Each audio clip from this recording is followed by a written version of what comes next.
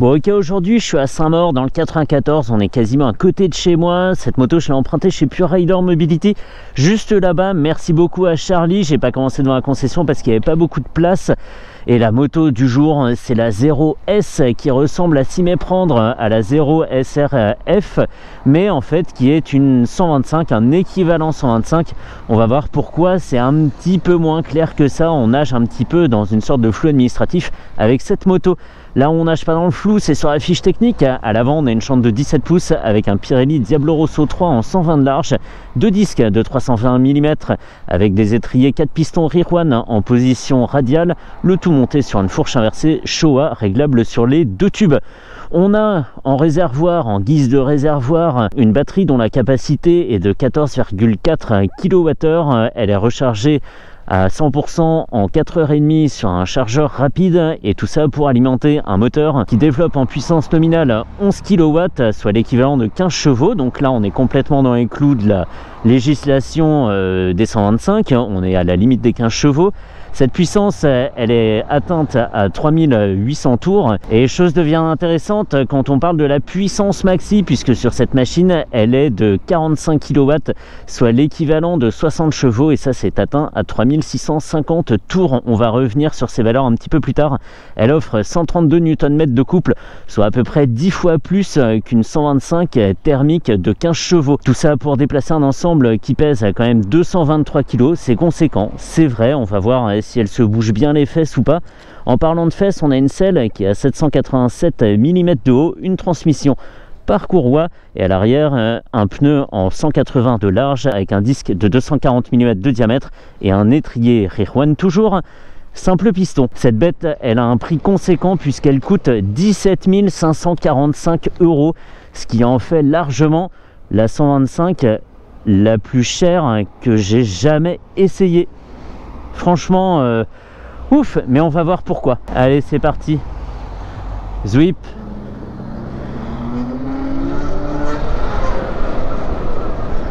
Donc là, je suis en mode sport. On a 5 modes de conduite, le Rain, le Custom, le Canyon, etc.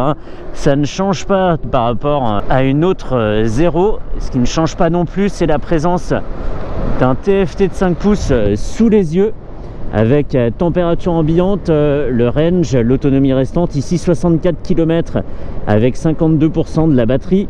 On a la consommation en Wh par kilomètre, ici c'est la conso instantanée et pas moyenne, la température moteur, le mode de l'ABS ici sur Road, la vitesse au milieu en chiffres est rappelée ici avec ce cercle qui se teinte d'orange, et en dessous on sait si on profite du couple ou de la régénération de la batterie.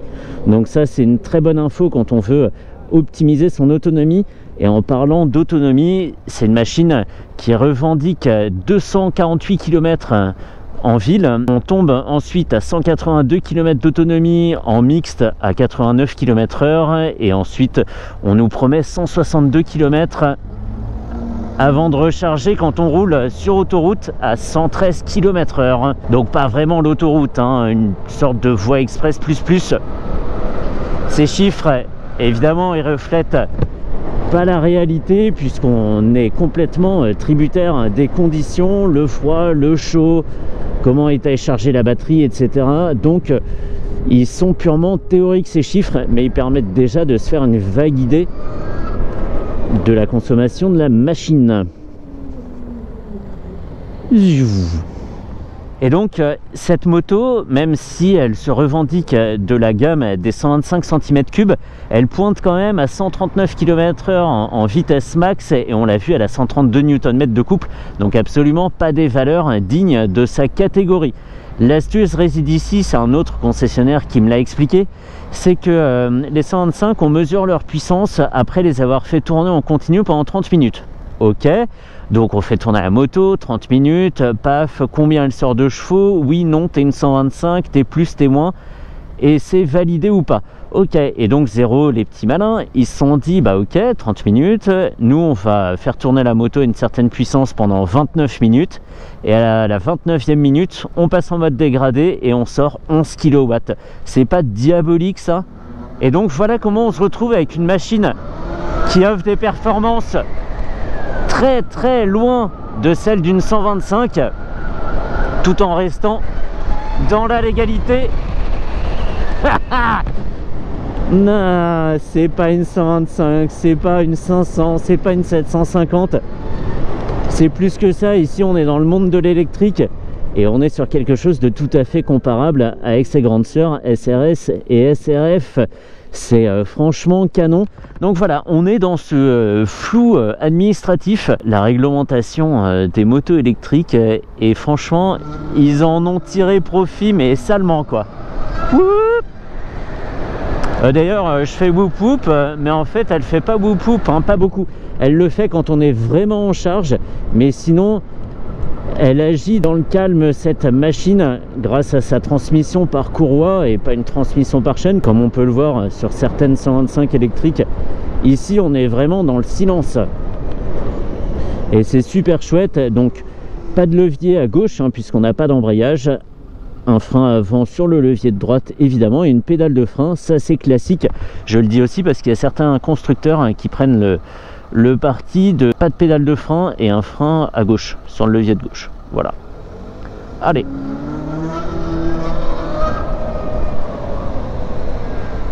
Alors oui, il faudra se méfier, même si j'exagère un peu, mais on peut imaginer quelqu'un qui vient essayer cette 0, il se dit bon bah c'est 11 kW, 15 chevaux, moi j'ai déjà conduit des 125, je conduis même de gros cubes, vous savez, hein, et qui monte là-dessus, qui se dit bon ça va, qui se met à tourner la poignée comme un sourd.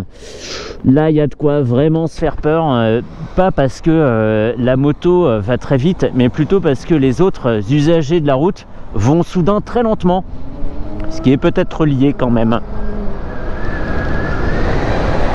Et cette machine, j'ai eu beaucoup de mal à la trouver. Je ne l'ai pas trouvée à Bordeaux, je ne l'ai pas trouvée à Paris.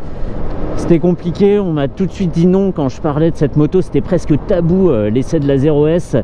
Et en fait, elle était dispo à côté de chez moi. Voilà, comme quoi des fois le hasard fait bien les choses. Et merci à Charlie de m'avoir recontacté quand cette machine est arrivée chez lui.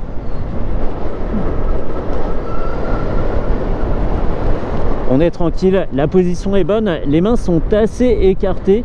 Ici on a un guidon dont l'élévation fait entre 5 et 6 cm, mais il a été incliné vers l'avant, donc on est un peu à la recherche de performance. Mais c'est sympa, hein, c'est sympa, ça lui va très bien. Et là j'ai complètement oublié que j'étais sur une 125, de par les performances évidemment, mais aussi à cause du gabarit de la moto en général, hein, qui est quand même balèze. Je le rappelle, elle fait 223 kg, et par la dimension aussi des pneus, des disques et des étriers, etc. Oh punaise, un saut. Ouh, ouh, ouh. Non, je ne suis pas dans 60 secondes chrono, je ne vais pas sauter les bouchons comme ça. Ça freine fort devant, hein. Ouais, ça freine fort devant.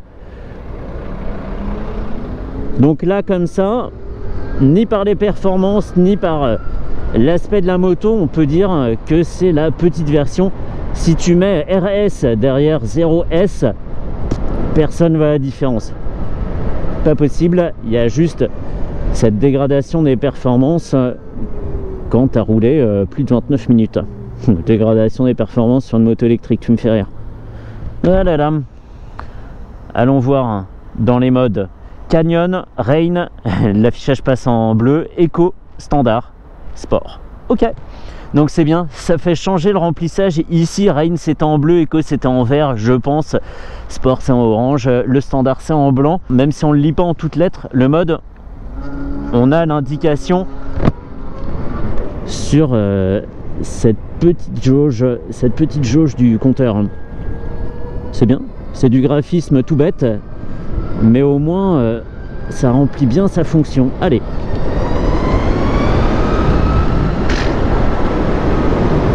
Allez, poussez-vous les nazes, j'arrive sur un 125. Tu peux discuter avec des amis comme ça, ou des gens que tu connais pas en soirée, tu fais ah tu sais moi les grosses motos, j'ai jamais eu envie de passer le permis gros cube, trop peur de me faire peur. Tu conduis quoi? Une 125, une 0S. Et là le mec en face de toi devient tout blanc. On ira faire la course si tu veux.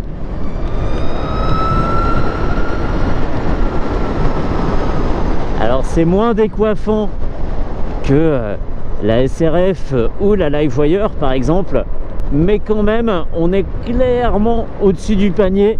Là il n'y a personne qui me résiste évidemment, même le type dans sa 997 là-bas. Ah bah voilà, hop, t'es dépassé, terminé. Oh, le mec il avait des jantes au moins de 24 pouces quoi, énorme, avec un pneu taille basse, c'était une chambre à air le truc. Confort zéro hein. Vous voyez cette voiture devant? Hop, elle a disparu. Waouh. Alors effectivement ici je suis trop rapide pour être dans la légalité, pas bien. Mais on a encore de la ressource, l'accélération est quasiment la même, ça c'est sujet à débat souvent dans les commentaires. Mais je trouve que l'accélération est moindre, passer 90-100 km/h que entre 0 et 100 km/h. Il y a de la pêche, je le remets pas en question. Mais par contre, c'est plus cette accélération sensationnelle qu'on a sur cette plage entre 0 et oui, 100 km/h. C'est super, hein, d'autant plus pour une 125. Mais c'est encore mieux en bas, quoi. Là, pour une fois, tu as envie de vivre dans une ville peuplée de feux rouges, juste pour faire des démarrages. Je me souviens encore du premier essai de 0 que j'avais fait, c'était la SR, hein, il me semble, avec un style un peu de motocross là. J'avais passé mon temps à rigoler dans mon casque tellement les sensations étaient ouf. C'était plus des papillons que j'avais dans le ventre, c'était carrément des oiseaux entiers.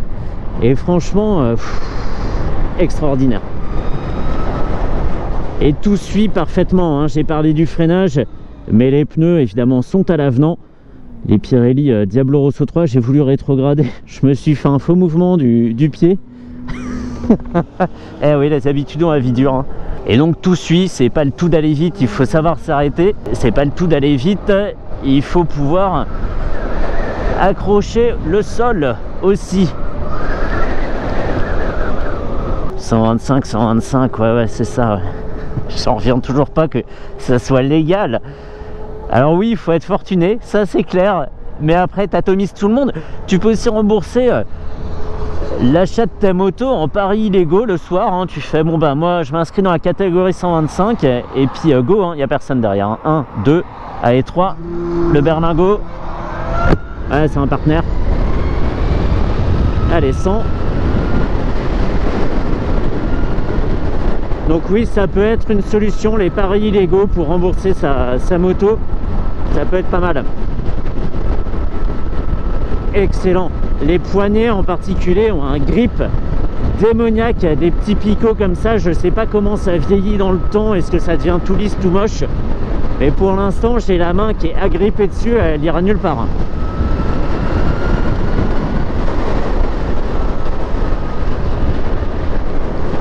Elle est tout aussi folle que la FXE 7.2, ça c'est vrai.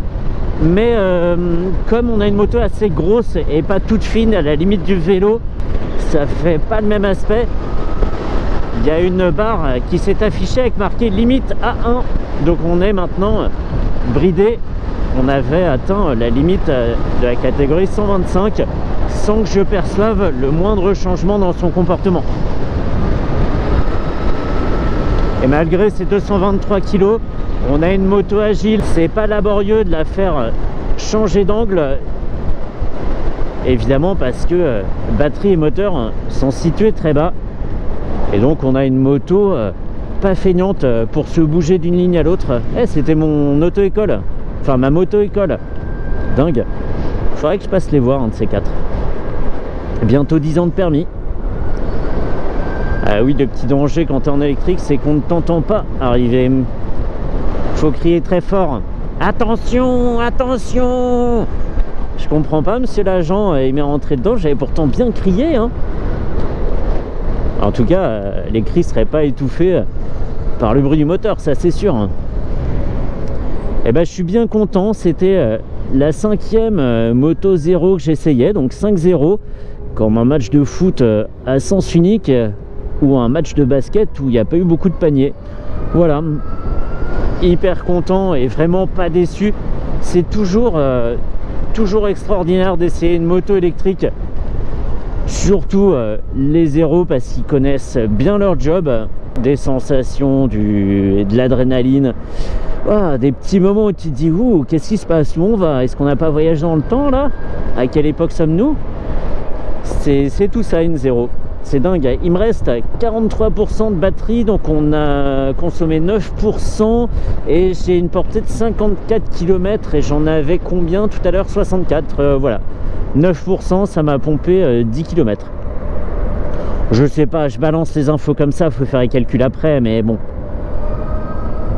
Excellent, le moteur il risque pas d'avoir chauffé, hein. Il fait 12 degrés aujourd'hui, donc tranquille. Allez, je vais me rentrer à Saint-Maur chez Charlie, chez Pure Rider, hein, et je lui rends sa moto avec plaisir, hein, et un petit regret quand même, j'aurais bien du mal à garder celle-là, mais bon, 17 500, je préfère m'acheter 2 motos thermiques. Je suis obligé de faire les bruits, à être discrète. Wow. C'est ça que j'aime avec l'électrique.